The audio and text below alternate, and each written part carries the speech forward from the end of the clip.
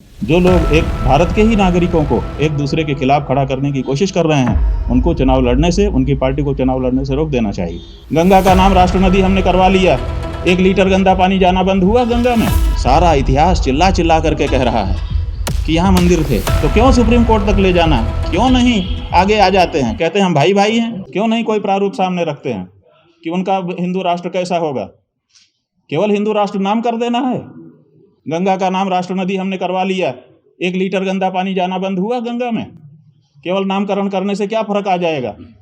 गंगा जब राष्ट्र नदी नहीं थी तब, और जब गंगा राष्ट्र नदी हो गई तब गंगा की स्थिति में क्या फर्क आया? कोई फर्क आया हो तो बता दीजिए। और अगर नहीं फर्क आया तो ऐसे ही हमारा राष्ट्र जो धर्मनिरपेक्ष राष्ट्र है वो हिंदू राष्ट्र हो जाएगा, नाम भर हो जाएगा इसका। लेकिन इसमें फर्क क्या आएगा? तो फर्क बताने के लिए कोई तैयार नहीं है। आज तक कोई भी ऐसा संस्थान, कोई भी ऐसा व्यक्ति सामने नहीं आया जिसने कहा हो कि हिंदू राष्ट्र का ये प्रारूप है। वो कोई प्रारूप रखे तो हम लोग विचार करें। केवल नामकरण करने पर आप लोग पूछते हो, हम नामकरण करने पर क्या विचार कर दें? भाई मंदिर मस्जिद का कोई विवाद नहीं है। सारा इतिहास चिल्ला चिल्ला करके कह रहा है कि यहाँ मंदिर थे, और जबरदस्ती लोगों की भावनाओं को आहत करते हुए वहां पर मस्जिद बना दी गई, और बना करके आज तक उसको तामीर रखा गया है। तो ऐसी परिस्थिति में वहाँ कोई विवाद नहीं है। विवाद वहाँ होता है जहाँ की संभावनाएं दोनों हों, कि पता नहीं ये है कि पता नहीं ये है। यहाँ क्या किसी को पता नहीं है कि क्या है? सबको पता है कि ये मंदिर है, भगवान श्री राम की जन्मभूमि वो थी, सुप्रीम कोर्ट तक गए, अंत में प्रमाणित हो गई। ऐसे ही ये सब मामले भी जब सुप्रीम कोर्ट तक जाएंगे प्रमाणित हो जाएंगे। तो क्यों सुप्रीम कोर्ट तक ले जाना? क्यों नहीं आगे आ जाते हैं, कहते हैं हम भाई भाई हैं। अगर भाई भाई हैं तो बैठ करके क्यों नहीं सुलझा लेते? क्यों नहीं हमारी चीज़ हमको वापस दे देते?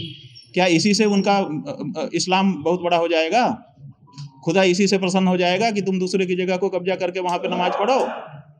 नहीं होता है। इस्लाम के जानकार ये बताते हैं कि कब्जा की गई ज़मीन पे, विवादित ज़मीन पे अगर नमाज पढ़ी जाएगी तो खुदा उसको कबूल नहीं करेगा। तो फिर काहे के लिए पढ़ते हो? हमको ये बताओ ना। इसका मतलब तुम भी धार्मिक नहीं हो, तुम राजनीतिक मुसलमान हो। इसीलिए तुम केवल हमको नीचा दिखाने के लिए नमाज पढ़ रहे हो, खुदा को प्रसन्न करने के लिए नहीं पढ़ रहे हो। खुदा को प्रसन्न करने के लिए नमाज पढ़ी जाएगी तो निर्विवाद भूमि पर पढ़ी जाए। तो ये जो हिंदुओं के स्थान आपके पूर्वजों ने किसी कारण से, राजनीतिक कारणों से पहले कब्जा कर लिए थे, अब तो आप स्वतंत्र हो गए। अब तो आप सदाशयता दिखाओ, बड़ा दिल दिखाओ, और कहो कि नहीं नहीं भैया हमारे पूर्वजों ने ये वाला मामला थोड़ा सा उस समय की परिस्थिति के अनुसार गड़बड़ कर दिया था, अब आप लोग इसको लो और यहाँ आरती पूजा करो, और हम लोग भी अपना ईश्वर की इबादत करेंगे, नमाज पढ़ेंगे अपनी जगह पर। तो कितना अच्छा लगे कि हिंदू एकजुट हो चुका है भारत का। अब उसको उसमें फूट डाली जाए, एक धड़े का समर्थन हम प्राप्त कर लें, कम से कम पूरे का नहीं कर पा रहे हैं तो उसकी साजिश हो रही है। तो ये साजिश कैसे स्वीकार की जा सकती है? और भारत का चुनाव आयोग इस साजिश को देखते हुए चुप कैसे रह सकता है?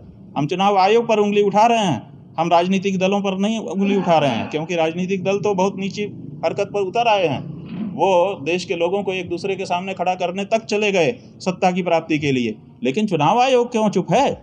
चुनाव आयोग क्यों कोई इनके ऊपर एक्शन नहीं ले रहा है? ऐसे लोगों को चुनाव लड़ने के लिए कैसे छूट दी जा सकती है? भावना के विपरीत कार्य कर रहे हैं, जिसमें यह कहा गया है कि भारत एक संघ होगा और यहाँ का हर नागरिक एक दूसरे से जुड़ा हुआ होगा। आप एक दूसरे के खिलाफ खड़ा कर रहे हो।